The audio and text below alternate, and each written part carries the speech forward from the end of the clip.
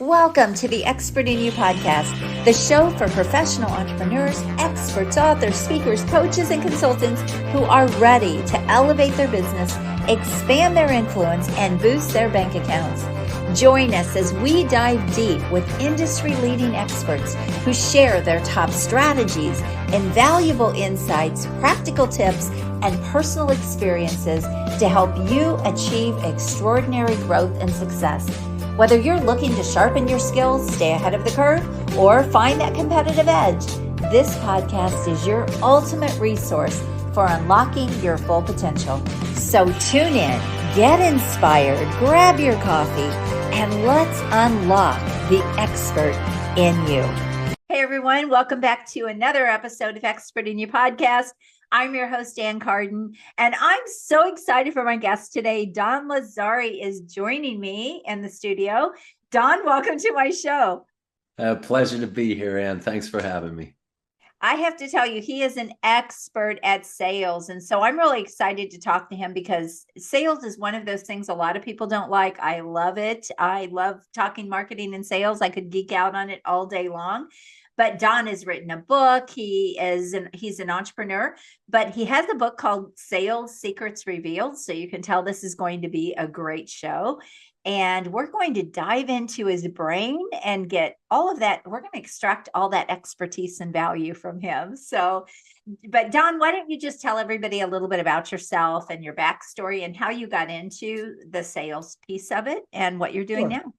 Sure. Going way back when, I graduated with a Bachelor of Arts in writing, much to my mother's chagrin, changing my major from pre-med to writing.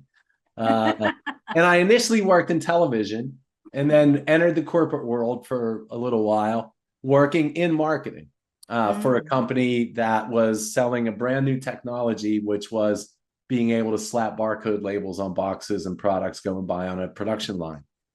So I did marketing for them for a year, and they came to me and said, you know, we really think that you could be successful in this company, but in order to do so, you've got to go into the field and be in sales. Mm-hmm. And I said, well, and this was late 80s, tells you how old I am. But anyway, the president says to me, I'd like to offer you this job. And I said, well, I never really considered myself a salesperson. And he said, well, I want you to think about it, but it's a $10,000 raise. You get commission in the company car. I said, I don't think I need much time to think. I'll do it. But the funny thing about it was I found out very early on that that was my place in the sun. Mm-hmm. So up until 2010, I sold technologies, typically new technologies, cutting edge technologies, and a number of different spaces: manufacturing, supply chain, government. And the last full-time role I had was selling it into healthcare. So I've been in a number of different spaces. And in 2010, I decided to pull the trigger on being an entrepreneur, which was something I'd wanted to do for a while.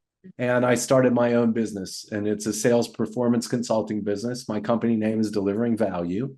I didn't do that because I wanted to be clever. I use that as the brand promise. And I have a lot of fun with my clients in that, well, when they say, that's great, Don, I say, well, I've delivered value today. But I also, because of that, I'm going to steal that. Yeah, well, feel free. That's fine. I don't mind. You know, that we stand on the shoulders of giants, right, Ann? That's right. That's right. But amazing. Anyway, because of that writing background, I've always wanted to write a book. Mm-hmm. And I really felt that I got to the point in my business with dealing with, dozens of companies, more than dozens, 50 plus companies over the last 15 years, where I basically had something to offer, because I realized that there were a lot of similarly held perspectives by entrepreneurs in the different phases of entrepreneur development. We all start as a solopreneur, right? We all start out on our own. Colonel Sanders sold chicken out of his gas station. I forget the guy's name from Nike, but he sold his tennis shoes out of the back of his car. Yeah, a lot of them. Well, even look at Jeff Bezos. He started in his garage selling books for Amazon. Right. Yes. Right. And and then from there you go to the fact where it's just like, hey, I've got something here and I need to scale. Mm-hmm. So, and then after that, it's all right, now that I've kind of scaled, how do I get this team to perform? So that's really what my area of expertise is. And this is what drove the book. The book's three different sections. Section one is for the solopreneur. Section two is what to do when it's time to scale. And then the third part has to do with sales vital signs and getting the best performance out of your sales team. I love that. So the purpose of the book, let me just ask you this. A lot of people that are listening to the show have books. I'm actually working on my fourth. I'm hoping I'll get that out in the next couple of months. What is the purpose of your book? Is it to get you on stages and speak?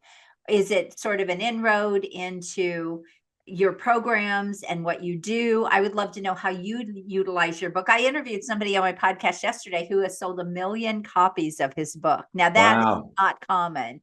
But it's exciting when you come across someone that has done that. So how do you like to use your book, Don? Yeah, well, the way I use my book is, one, it's a great entree into clients. It provides, whatever you'd like to say, bona fides, whatever, to be on shows like yours. The door opener. Yes. Well, yeah, it definitely helps, right? It definitely helps. It does. Now, ultimately, sure, I'd love to do speaking engagements because I love speaking in front of crowds. I would love to do that. Have yet to have the opportunity, but I mean, we've really only started promoting this in September, and we've been successful in securing a number of podcasts, and we're waiting for that one pivotal little moment. Because as we discussed before we started, my daughter is an entrepreneur. Got to deal with Mark Cuban on Shark Tank when she was 18. Yeah, that's so cool. That opportunity came from a story that was run on her in American Express small business 4 years prior. So you just never know, right? Once these things are out there, they're out there. You don't know who's going to encounter them. So I really would like to unlock some speaking engagements, but also it's really just a way of giving back. One of the biggest satisfactions I've gotten from 15 years of consulting is improving the skills of both the CEO and the leadership team, as well as the sales team. So it's not just a book itself where you read. At the back of the book, there's a QR code where you can go and get all the different templates and examples that we recommend. We recommend these exercises in the book to say, look, if you're a solopreneur, here are some things you need to do. Here's a template that you can use. That's great. I guess it's multifaceted, really, the intent of it. No, that's amazing. I always love to know how people are utilizing these tools. The other thing about a book, and we're not going to go too much into books, but the other thing about a book is it really does establish you as an expert in your field. I believe when people can see that you've written this and that you know what you're doing, and it's a deep dive really into sort of your brain. Your expertise. Well, there's a lot of you that gets poured out into those pages. You've written almost 4, it's a heavy lift. At some point you have to stop. That's why I'm on my 4th book, because at some point you have to say, okay, this is never going to get out. And truth be known, the average person only reads about the first 15 pages anyway of a book. Right. So I think expert books are becoming more and more popular. I know we actually help people create those or write those if they want to. We can ghostwrite them for them, but they're becoming more popular because I think people are overloaded with information and things like that. And so they're looking for more really strategic kind of books and things that are going to deep dive into, what your expertise is and what they can really gain from it. So I think the book world has changed a bit. Do you agree with that? Oh, 100%. Yeah. All right. Well, let's dive into sales. We're not here to talk about books, but I love talking about sales, and I know I've been selling since I was 7 years old, all through my life. I was always selling. I used to do the door-to-door thing, and me too, for that age. I sold seeds and Christmas cards.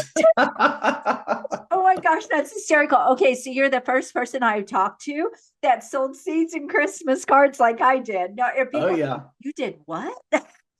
Yep. Oh my gosh, that's amazing. Yeah, so now we're telling our age, aren't we? That's okay. I don't mind. I wear it like a badge of honor. Yeah. But back then those were the ways we made money. I mean, that if you were going to make money, that was how you did it. You went door to door. Now I also did things like babysat and clean people's houses and things like that. But as far as sales, I sold Girl Scout cookies. I sold seeds, yes, vegetable and flower seeds. And they were personalized. They were like embossed Christmas cards. So they weren't just Oh Christmas yeah, cards. Yeah. that's the And ones I sold. yeah. And, Those are the and you would ones. order, and then they would order them from the company with their name would be inscribed on them. And then you'd have to go back and take their cards back when they all came in, right? Right. That was how we made money back then. But that was great because we really did learn skills. And I think that might be something that's missing maybe with the generation today is they haven't developed a lot of those skills. I don't even think my kids developed those skills to the same degree. Do you agree with that too? And and probably with most, younger people, yeah. My daughter was a natural wanting to sell things from the get-go, but she She was the probably got that from you. well, Yeah. not only from me, her mama was also a salesperson, so Mhm. it's hard to run from your genetics sometimes. Yeah. I think part of the reason too why my kids maybe didn't learn to sell the same way is because when I was growing up, I lived in a neighborhood. And so it was easy really to go door to door. But my kids grew up in the country. We were miles outside of town. And so it wasn't as practical to do that. But Yeah. yeah, just thinking about that. Okay, well, we're not here to talk about childhood, but I think it is fun to see where people came from and what their path was. So when you got into sales, what are some of the changes you've seen from when you first did sales to what you see in the marketplace today? Because definitely the sales landscape and the business landscape has changed. I've been doing business for 34 years, so I've seen a lot of changes over that time. I would love to hear your thoughts on that. Yeah, I have seen a lot of similar changes too, because having sold products into industrial markets, before I went to the healthcare side of things, it used to be that people would find you in the Thomas Register and pick up the phone and call and say you need to come Yes. meet with us. Yeah. And then saw the onset of Google and people being able to get and I also remember 5-day long trade shows because that was the only way people could get the most current information. Mhm. And attending 14 of those in one year, Yeah. in my career. But things have changed remarkably, actually, not only with the way people can access information, but with the way people are buying.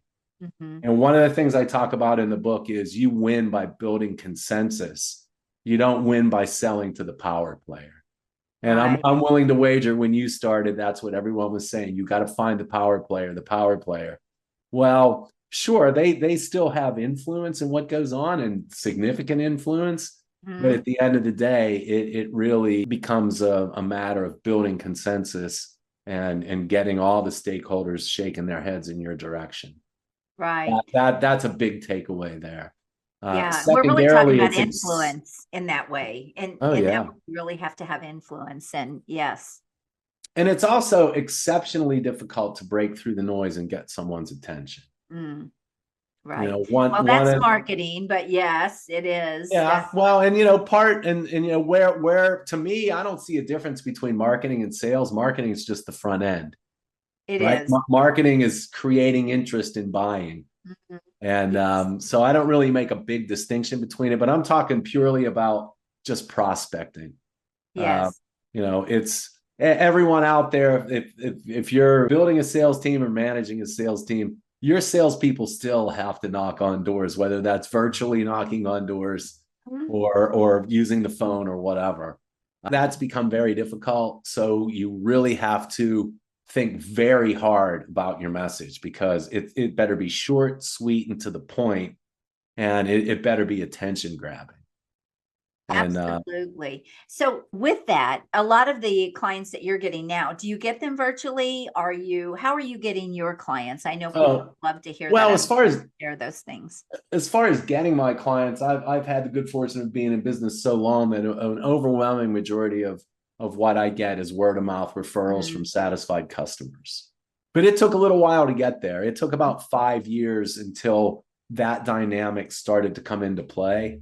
Right. But for the last 3-4 years, I've not had to prospect, and I've actually had satisfied clients from the past who've either Mhm. started new companies or had changes in the way that their company's structured or whatever, where they've brought me back, which is always exceptionally satisfying.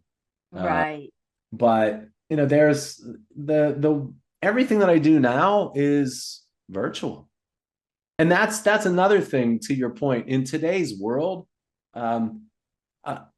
people really don't even want to get you together with their team because their team's probably geographically dispersed. They're all over the place. Right. So, hey, we'd love to have you in, Dawn, but it's going to cost me $10,000 to get. Yeah, there's no place for you to come into. or there's no place to come into, right? What you see in the background is really just a Zoom back. That sort of thing. So, and I don't think that's necessarily bad. I personally love it. I used to coach. Everything I did was offline: networking, speaking, running offline events, and coming into the online world was a game changer. And I love it. And it opens up a lot more region for you, a lot more opportunity and possibilities for people. And it keeps your cost structures lower than they used to be. Oh, 100%. Right? Yes. Yeah. So a lot to be said for that. Yeah. But that's really been the biggest trend. And actually, I've stepped away from a 2-day sales team kickoff meeting that we're doing, where at least half of the participants are virtual. Yeah, and everything's hybrid. If they are live, even every kind of live event, they're usually a hybrid of some kind. Right. Even the speaking events that I've gone out and done over the past several years have also been hybrid, which is a little tricky because you have to try to speak to the computer and to the audience, and it is a very different way of speaking for sure. Agreed. Yes, let's talk about one main thing that you want to dive into with sales today that you think is super relevant, that people need to really understand and know, that could help them. A couple of things. One, let's first start talking about the solopreneur. Okay. Which is probably what a lot of these people listening are going to be. So, well, very, very good. Then, audience, we're speaking directly to you here. That puts you in a very interesting spot. And when you are the solopreneur, a few pieces of advice, just based on what I've learned from working with so many others that were solopreneurs at one point or had small emerging companies.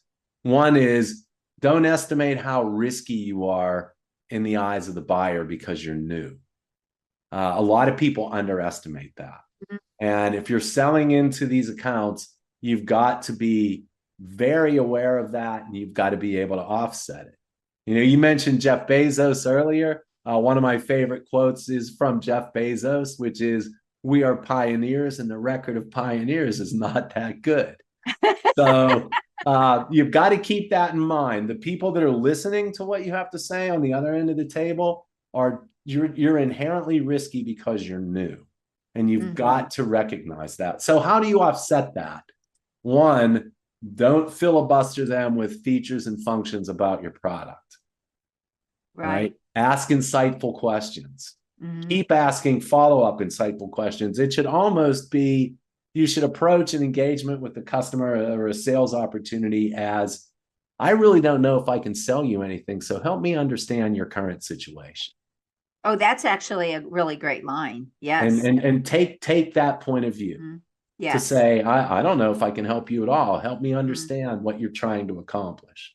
Right. As an adjunct to that, no one's sitting around, and if you're selling technology, no one's sitting around going, "Boy, would I like to buy a cloud-based AI-powered piece of software that runs on Macs and Windows and on my smartphone." No, they're sitting at their desk going, "How can I get an extra 5% in customer satisfaction?" Or know what they want. Or how can I deliver more readily? And I refer to that based on the influence of a book I read a while ago called the Chasm Companion. This gent's name was Paul Weifels, and he wrote this book. He was one of Jeffrey Moore's disciples. And one of his famous quotes is, and I love it, "Don't confuse your compelling reason to sell with the client's compelling reason to buy." And so many people do that. And the way to avoid that is you have to ask a lot of insightful questions. And you really have to continue to ask those until you really feel like you've driven out everything. Ask the follow-ups. Yeah. A common mistake I see is as soon as they hear something that sounds like they can hang their hat on, they go to it. And what Right. the They really, salesperson. they sell too Right. fast. Right. Yes. Don't do Yeah. that. As one of the folks I coach say, don't enter the room mouth first, Mm-hmm. which I think is great That's advice. good. Right? Yeah. And Yeah. then remember that people are going through a process when they're buying, that you have to acknowledge that that prospect, even if they become a customer, is always going to have an incomplete understanding of what your product can actually do. Mm-hmm. And they go through a journey Yes. where they want to reduce. And I just did this personally when I bought new windows for my house. Right? Am I getting the best deal? Who has the best product? How do I know they have the best product? Have I zeroed in on what I really want? So the takeaway there, and a technique that I would highly recommend, is asking for ranked decision criteria. So, okay, so if you're looking for a solution to whatever speed production, then what are the top things that are going to drive that decision? And what you'll find, if they get them to give you 3 or 4, Mm-hmm. keep asking, because what you'll find is what that list is at the beginning evolves over time as they understand more. So, Right. let's use buying a car as an example. You might go in and say, all right, I want style, I want performance, I want reliability, etc. And then as you go out there and begin to investigate what's out there, you might sit there and go, well, everything I'm looking at kind of has style and performance. So that's no longer number one for me. What Right. I'm really looking for is it reliable, and what type of warranty do I get? And you Mm-hmm. want to make sure that you keep asking, because you've got to emphasize the things that are driving into those most important things. Yeah. That's fundamental to winning. And then beyond that, last kind of little pearl of wisdom and ruby of knowledge is you got to shrink your message down to some real fundamentals. You got to take Mm-hmm. your mash and make it into whiskey. And let Yes. me be very specific about that. I have a client that I just recently passed the baton to their sales leader that's taken over the team. And when I first got involved with them, they really had a potpourri of benefits, and it was hard for the client to really understand. Mm-hmm. So we spent some time working on that messaging and really drove out that what they're doing are 3 things: safer workplaces, reduced Mm-hmm. risk, and next level protection. Mm-hmm. So those are 3 things that people can understand. And most Right. people can understand more than 3 things. That's true. A confused mind doesn't, a confused buyer doesn't buy, right? A confused buyer can't sort it out. They don't Yeah. know. So Yeah. you've got to categorize those things, and then Mm-hmm. you've got to continue to have your story pinned back into that. And Yes. by the way, not every client is going to want to hear about all 3. They may Right. only be worried about risk. They That's may true. only be worried about safer workplaces. Well, they don't need to hear the spiel about risk, Mm-hmm. Right. right? No, that's so Focus good. focus on their need, You're and really, get your message to 3 main points. yeah, I love that. And you're really talking about, and it's a little bit of what I do with people too, is help them really articulate that sale with their system or with Mm-hmm. their offer, so that it's super clear what they do. But yeah, people might come in, they might only be interested in, I call them buckets, in this bucket or this bucket or this bucket. And so I think it's really important for people to know that. You are spot on with that. People make sales too complicated, and it really Mm-hmm. can be as simple as finding out what the person needs. I always like to say, kind of be the doctor diagnosing the problem, or what's actually going wrong, or what they need. And you wouldn't just ask 2 or 3 questions and then prescribe something, right? And that's what a lot of people do when they go in and try to sell. It's like you said, they try to hang their hat on it too quick. They try to jump into the sale too fast, without the customer really, or the client really being understood, or even feeling like they're being understood. So such good points. Hi, friend. I have an exciting announcement. I hope you're enjoying this episode of Expert in You podcast, but I have to ask you, have you checked out the latest issue of Expert in You magazine yet? It's jam-packed with rich content, powerful strategies, inspiring stories, and so much more to help you elevate your business and personal growth. Don't miss out. Go grab your digital copy now and join our community of experts making a difference every day. Go to expertinyoumagazine.com and check out your digital copy today. Transform your expertise into success with Expert in You magazine. It's not just a publication, it is a movement.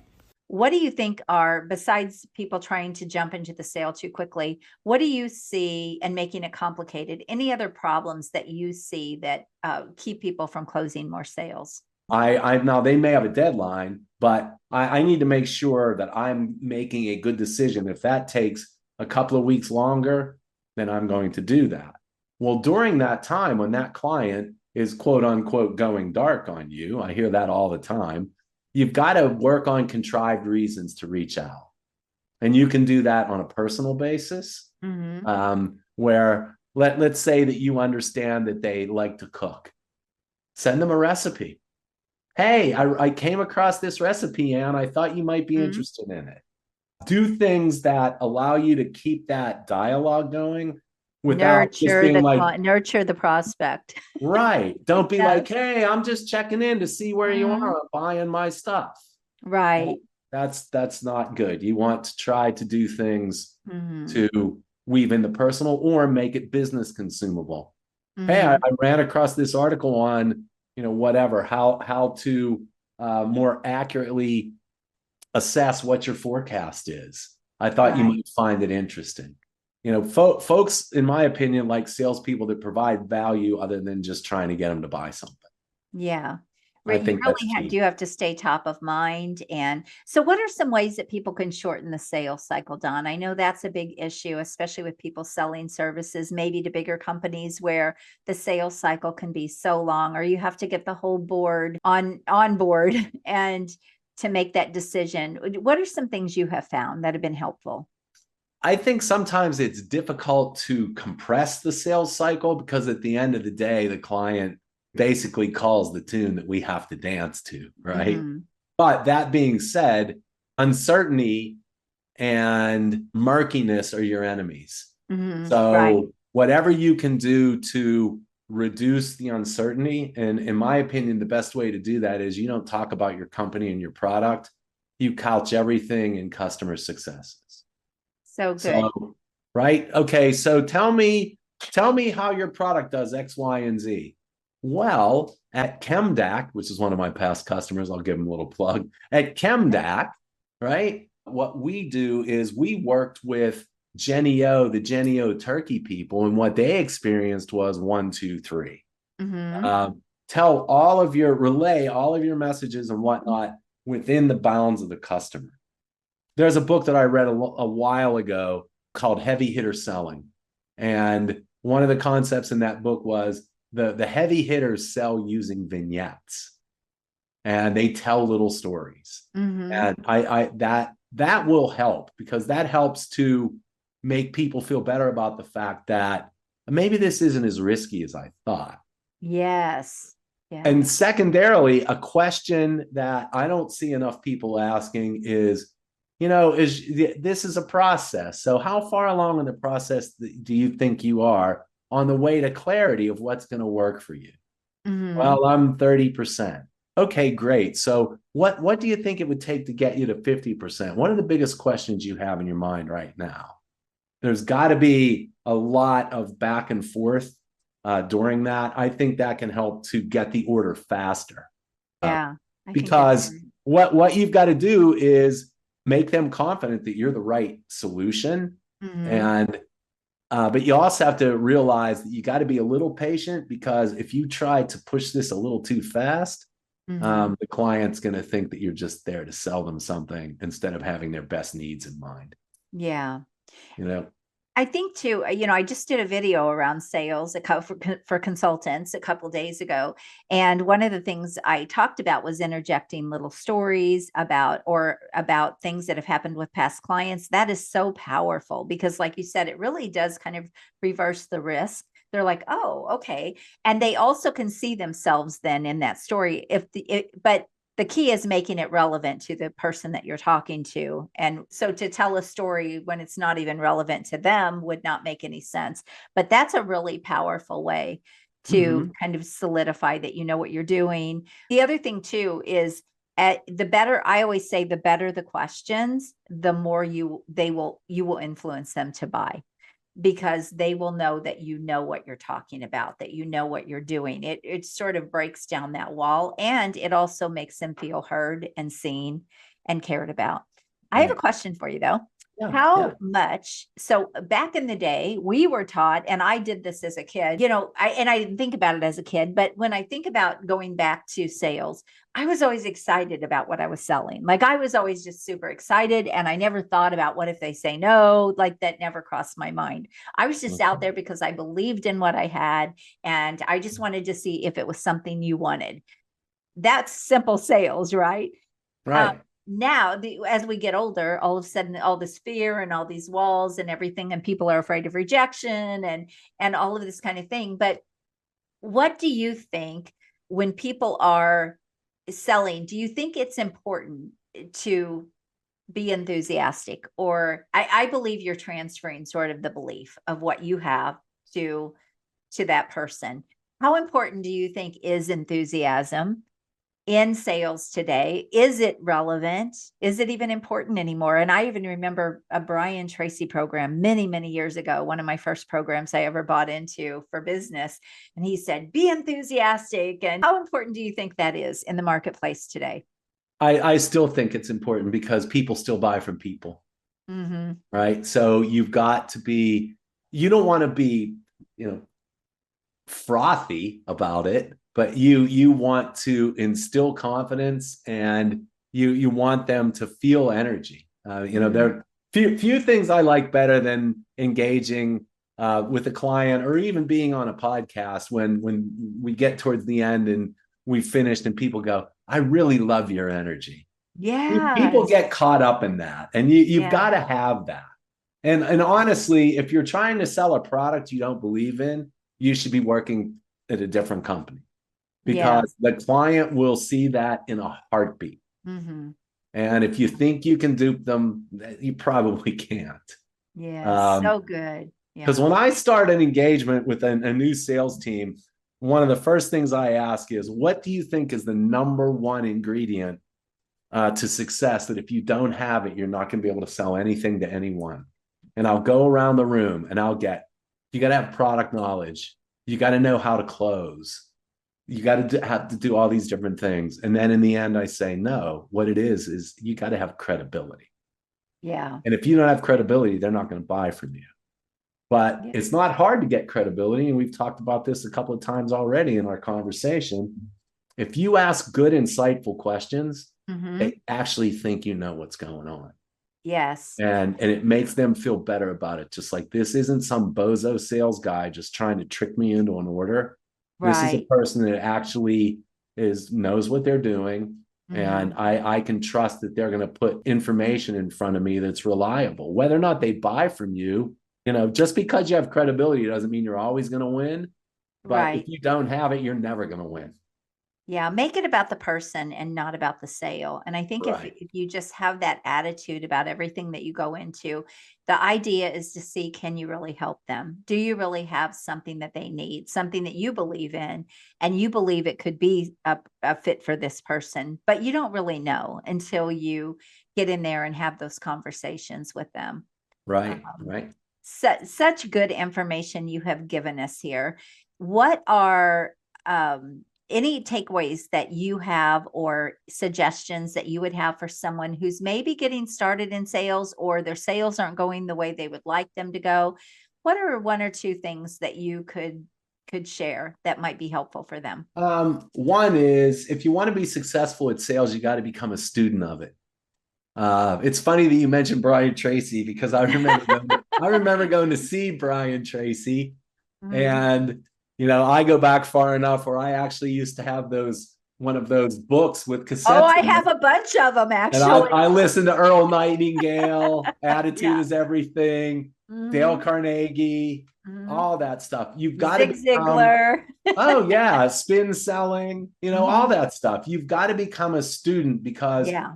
as you go along, little things stick to you like lint, and it makes you Yes. better, right? And, Each expert gives you a little bit, just like I hmm. mentioned before about reading Heavy Hitter Selling.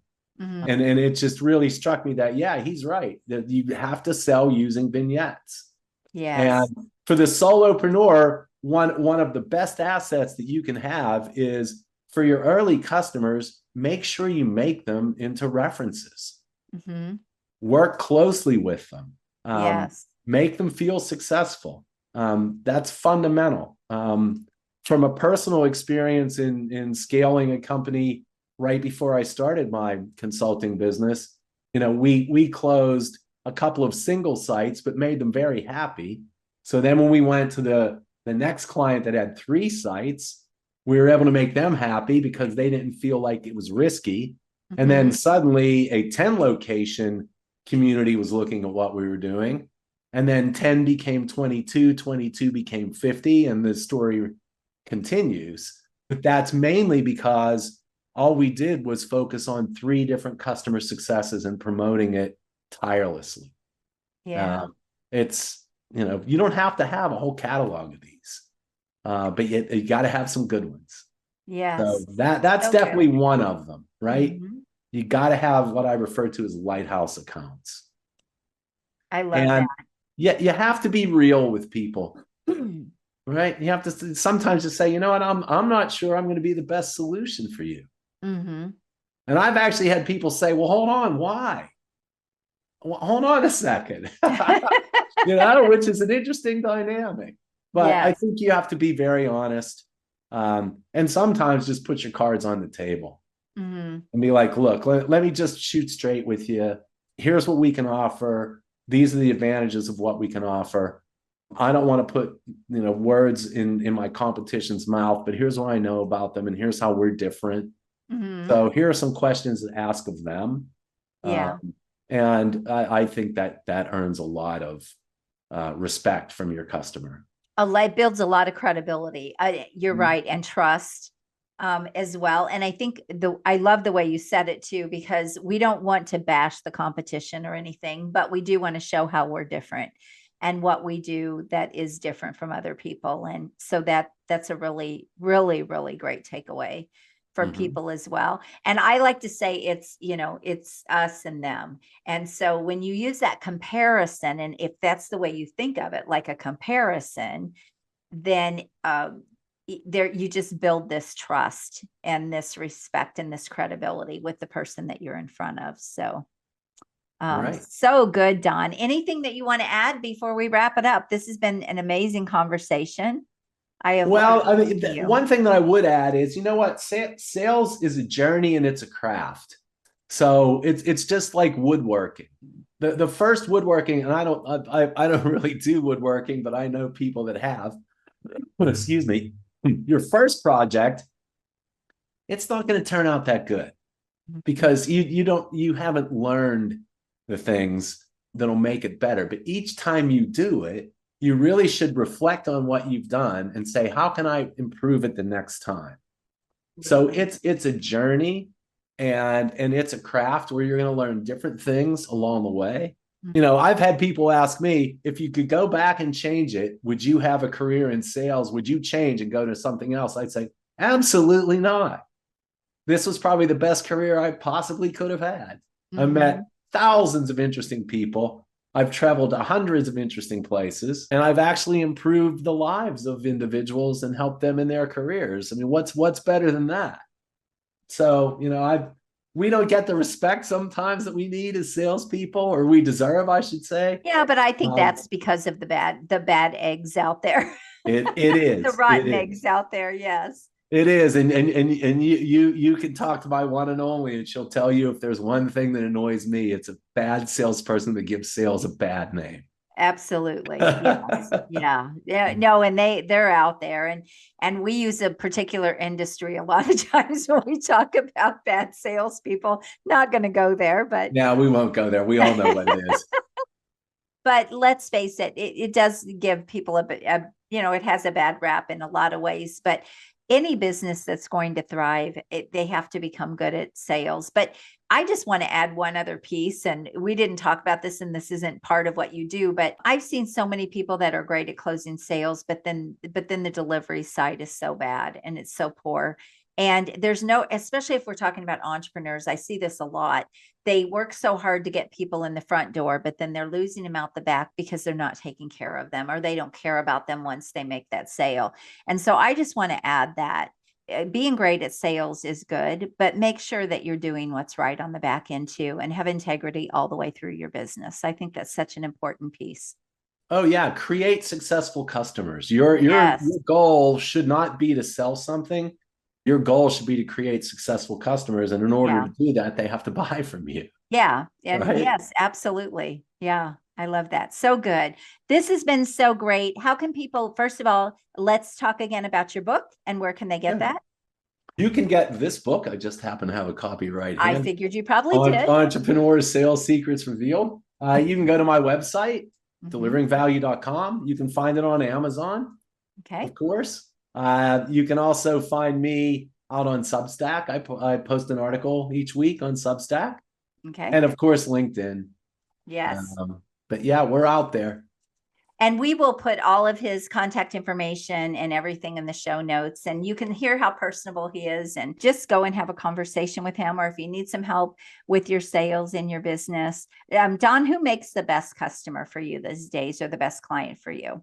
Oh, that's an excellent question. It is an entrepreneur who says, we're moving on. Why am I still so involved in sales?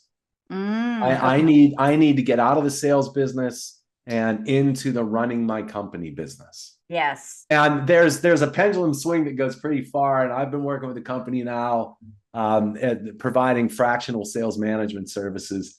And when we first talked, this is an ideal client to me, which was, Don, I hate everything that has to do with sales, and I don't like working with salespeople. Well, that's just fine because I can help. Okay. So you'll actually go in and work with the teams and do all. Sure. Do you help Yeah. manage the teams, or do you just help put the people in place? It depends on the client. Okay. Sometimes it's helping them build a team. Okay. Sometimes it's a weed and feed.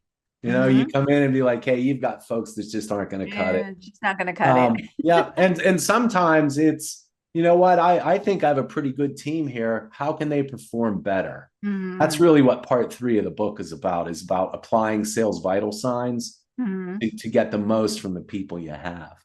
Great. Well, you're definitely an expert. You can hear it, and it has been such a pleasure having you on the show. And thank you so much for sharing your expertise and your brilliance. And I know there are great insights here and takeaways for people. Well, thank you so much for having me, and anyone that calls me brilliant is a friend of mine.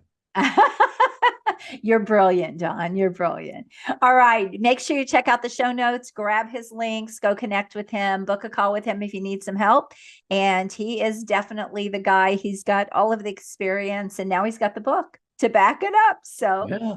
thank you all so much for being with us for another episode of Expert in You. Make sure you subscribe to this podcast. The conversations I have with people, if you don't get a lot from this podcast, you're just not listening, because I have brilliant people like Don on all the time who are sharing just their best takeaways and wisdom. And so share the podcast. Make sure you subscribe. I always say sharing is caring. And until next time, everyone, make sure you have a wonderful day. Go rock your business, and God bless you. Bye-bye. Thank you for tuning in today. If you're as excited as I am about scaling up your influence, business, and bank account, then I have just the thing for you. But first, make sure you subscribe to the show. Second, make sure you share it with someone you care about, because sharing is caring. And third, head on over to join me in my next free virtual exclusive workshop, where we'll explore proven strategies to boost your business and maximize your potential. Look, it doesn't matter if you're just starting out or if you're looking to take your business to the next level, my workshops are designed for you. So head on over to expertinyouworkshop.com to reserve your spot and get ready to transform your expertise into extraordinary success. I'm looking forward to seeing you there and helping you achieve incredible growth. Until next time, make sure you're always seeking the expert in you, and God bless. Have an amazing day.